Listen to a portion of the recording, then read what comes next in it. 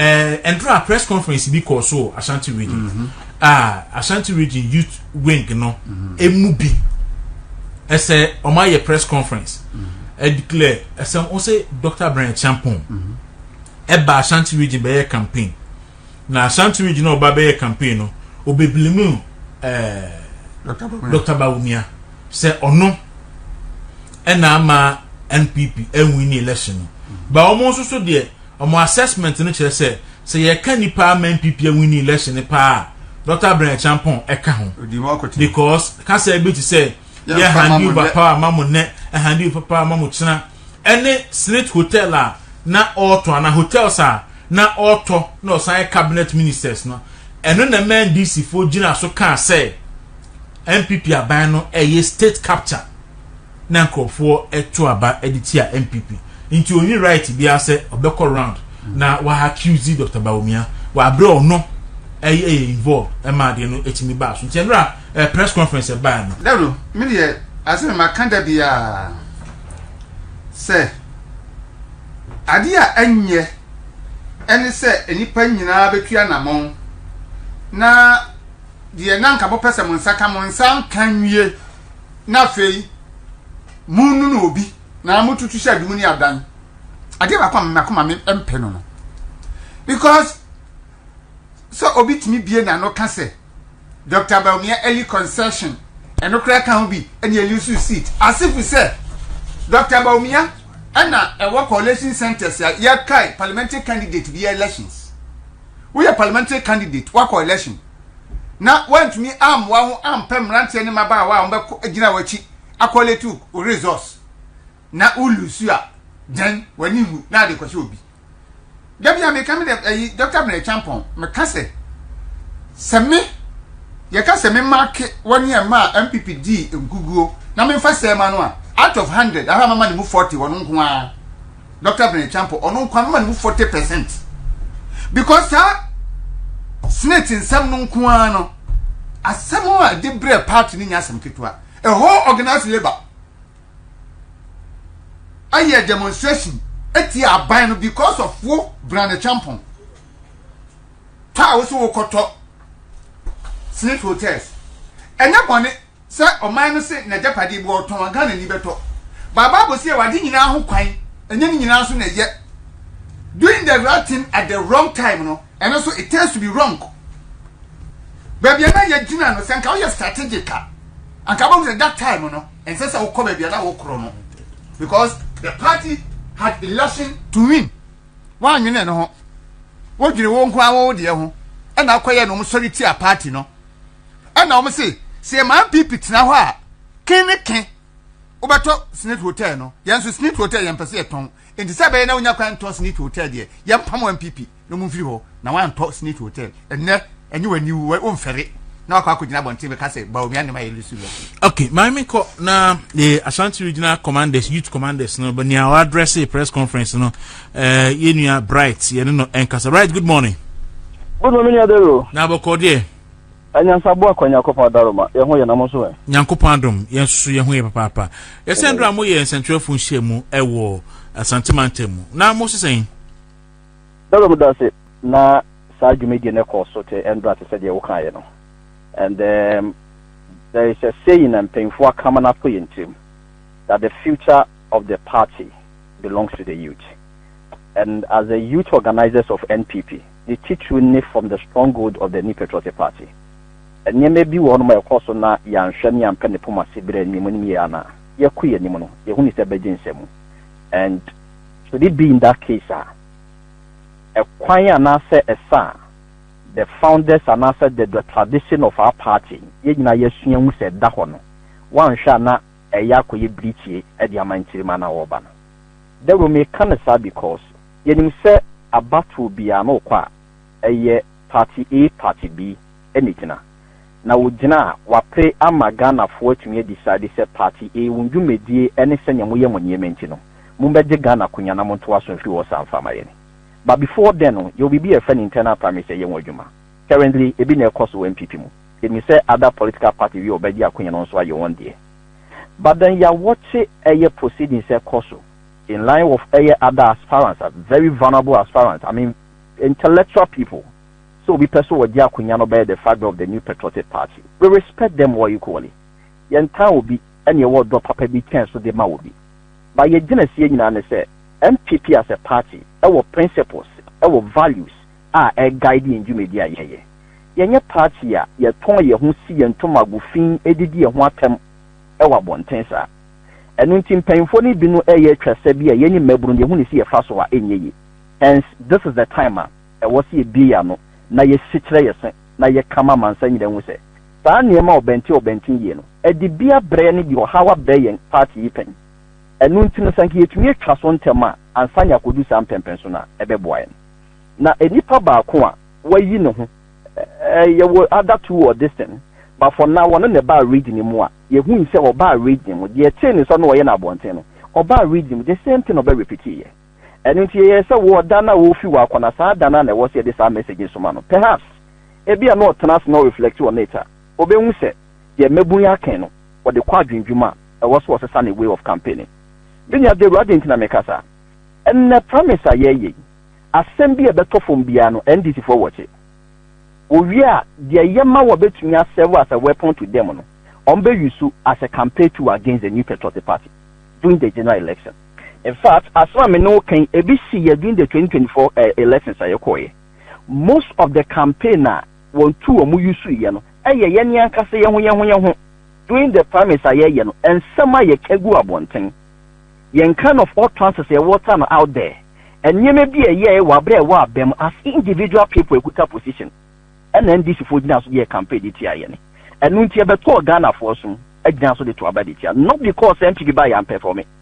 Nobody can say MPP buy led by Nana Danko Kufuado and a Dr. Mahmoud Baumia and perform it to the satisfaction of Ghanaian. But individual, ye near be Ankasa party for demonstrate ye, and ye who is ampa, stay now for a candia yen to them Pasano Motiano and a Ghana for dinner so the to about ye. And ye near chain, obi to say Yura, Dr. Bryan Acheampong. With the greatest of respect, a mebune wo asante mantem wo de mano. De yetwe na adwe sisu nyane se akora. Wonya kwenya bia de wo kenya ne se Mahmoud Baumia de ne ko akwenya no. En na wamboa me yentumi ndi nkunim. Refusing to accept the fact that say, as individual party members, obia sinton kakran on ye kafu ya Ghana fo gina so de to abaditi ya party ni na slat. Enti ada na munya kwenya bia mu ka de mo MPP makwenya na. Mubetumi ayama Ghana for amyedi nkunim na emom nipa baako pe na maso mu jesi ni so ade dia mpesa modinje tapia o ma no eno ne yetwe na adwesi ni so say 2024 election we were very active during the campaign and the radio stars. Some of the things are not Ghana for edna so de twia so eboy to sibna a bit is a snake hotel issue e baba tabontin there were defend yewra because ye nim say no ye one of us enti senke tumi defend sa asam na nkakoda enkema bibianda na nkenne yenka so obi momu na ntumi amye ndi nkunim.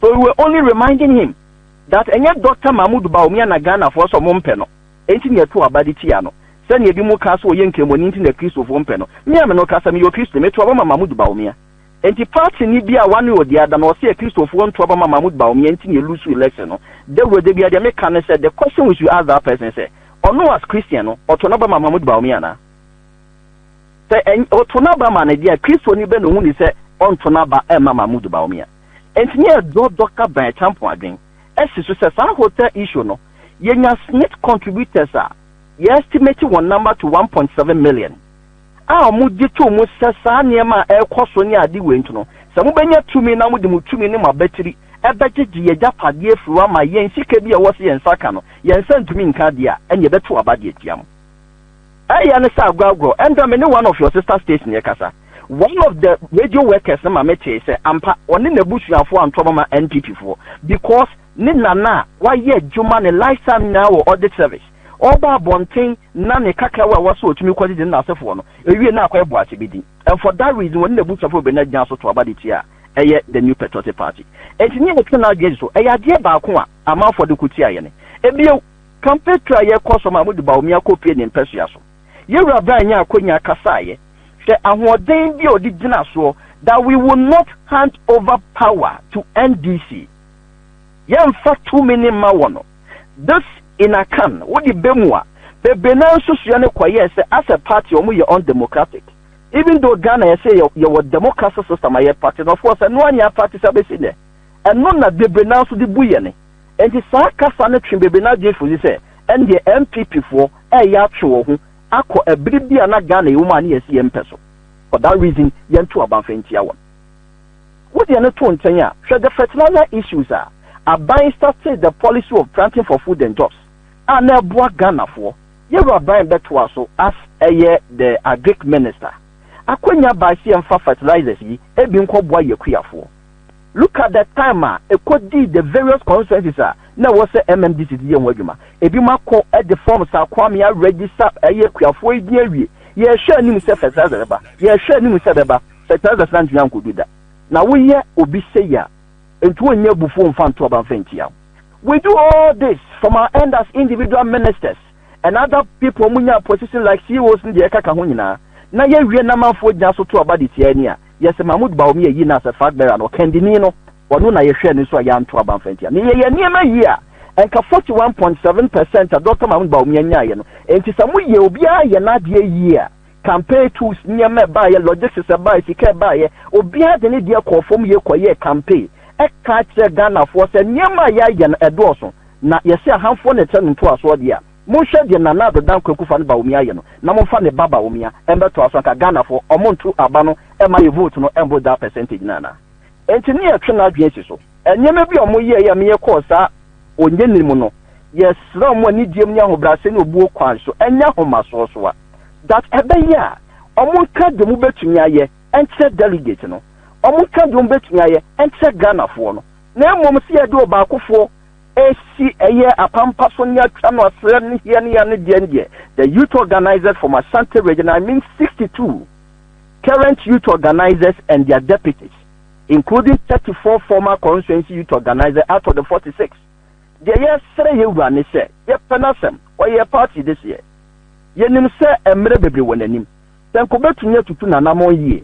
None in Kasa ya or Kasa or party mean the request say obetumi abe the fact bearer no of which we know say Yakopon sene here e ye Dr. Mahmoud Baumi awie no omye nwie na campaign no enye den emfa maye ne e ye de chat one say ye de chat one say sa nyema we nyina no aye enka e wo Dr. Acheampong the delegate bomusuo na wo kwoto aba de manoa de tire ne say NDC fo nya bra won fact bearer ne ye campaign no na afi na communicators nam radio so na ye paper sa enfunso we nyina no e wo Dr. Bryan ye de be ye Baumi abia ye na wie ye said delegate ni Ghana for ye nto aba no e ma his excellency Dr. Mahmoud Baumi.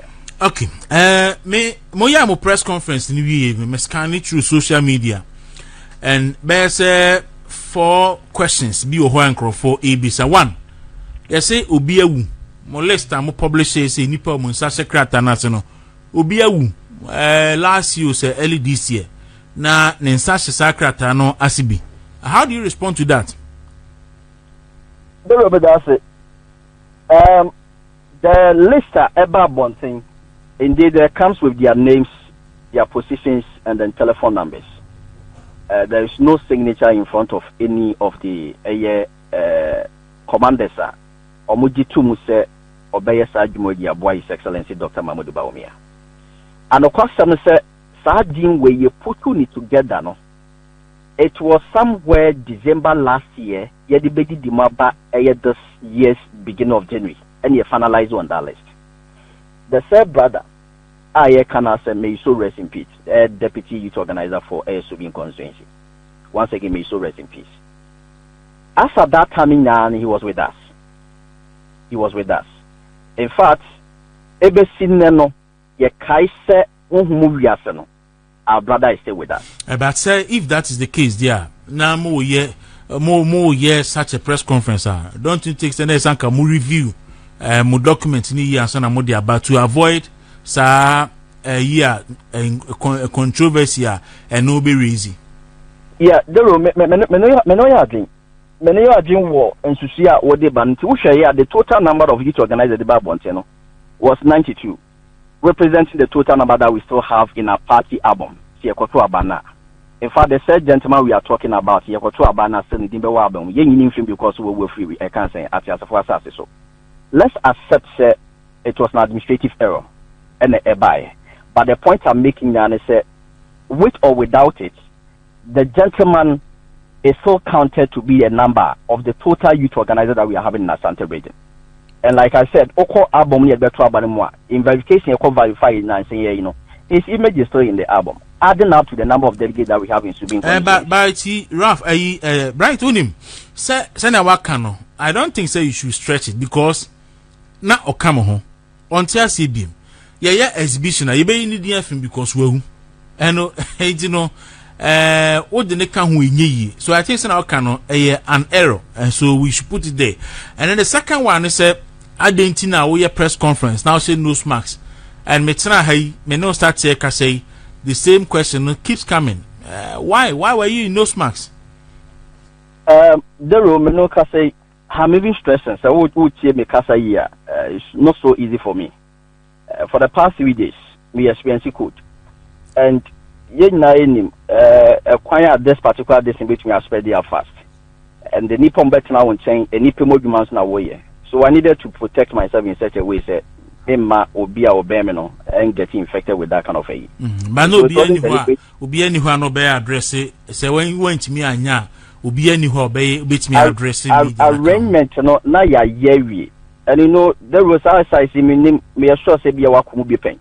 And yet just a day ten what come at the nano na wabesa see a kind. So if I knew say the very day na bed that serious probably be an anchor will be able to take you over. But I did ask our practice on it. Other ones ya sign will be to me do back the mano.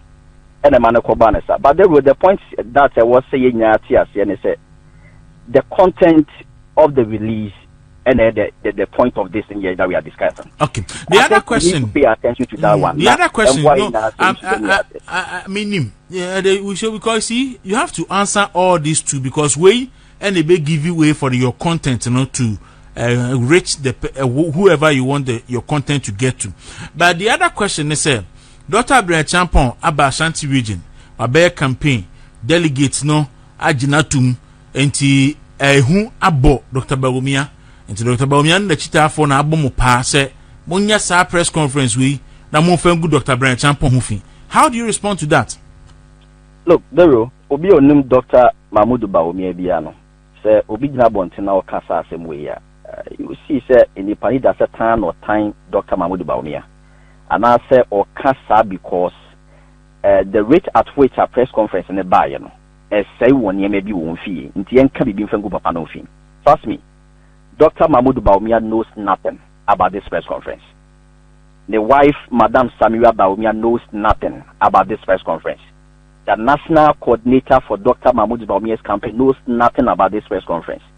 The regional coordinator, the liaison officer, in fact, they all knows nothing about this press conference, of course. And the kuso kwa bonting na as I said, na eye kontumpu. And besides, press conference about hobie no didu obiatem. Asemna ye kind, and the question is, dia SCA and asensi. Se siya, aden yen take advice from the conference nearby, na yen to fan position we as party faithful.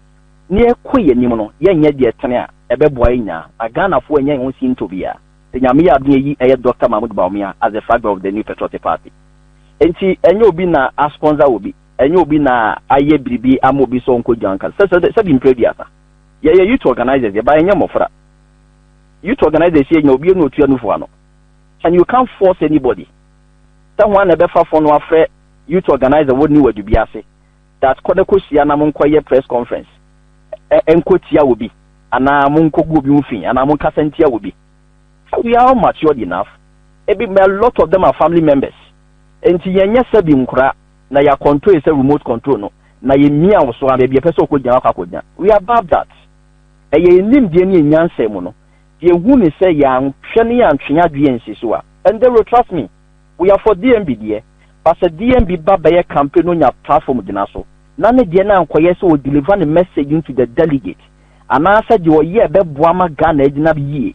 Na Koyeso was the Nipa Baku is one word trying to piano as Surani as a Basani idea. After Santa Regime, we will come out of the press conference. The fact that we are for DMB doesn't mean Senyame Koso, our party, we should support it. That's not our stand. And Bryan should wait for now. Other candidates are coming. Yewra kwabne de Japan ebetwa si wo hono mo. Obako ani nsema no kaka na ya bat yen target candidate we a enkobeti ye ne afie ho. So our point here making Yana say we are doing things beboa ama the principles and the values of the new patriotic party no ya holding it high esteem. And no one yem so ye ni na so boni bia. So on record Obi no sponsor this press conference not from Dr. Mahmoud Baumia in free ho Kenny ho in free the national coordinator or the regional coordinators of Dr. Mahmoud Baumia's campaign team. As youth organizer of the new patriotic party anybody. Ye papa and ye 2 1 among. Ye used to say ye between your quarter party in that no. Ye babonting ya kasa dia found. Okay, right. Bibi ania emesa ba me edin komo bi. When the remember that say anyway chief for now. All right. So right, one of the youth organizers Edi Sajuma na bebo modern say benya pious enam haji denom na enemo so edin komo on the press conference. Yeah. I think say the main issues now Obusai say your press conference I didn't know no smack because communicate and in the form of communication. Was he propaganda? Yes. And that's Anna who's and rank for spinning and an identity seeing and all that. So it was necessary. Say once why you say obey a video and I say obey a life. No, I say be a who nipa na wo kasa no. Anywhere be out your kasa. Issues no raising and I think they are legitimate issues are raising. Say for all things look to yourself first. Ko campaigner can wa say o message out there ko.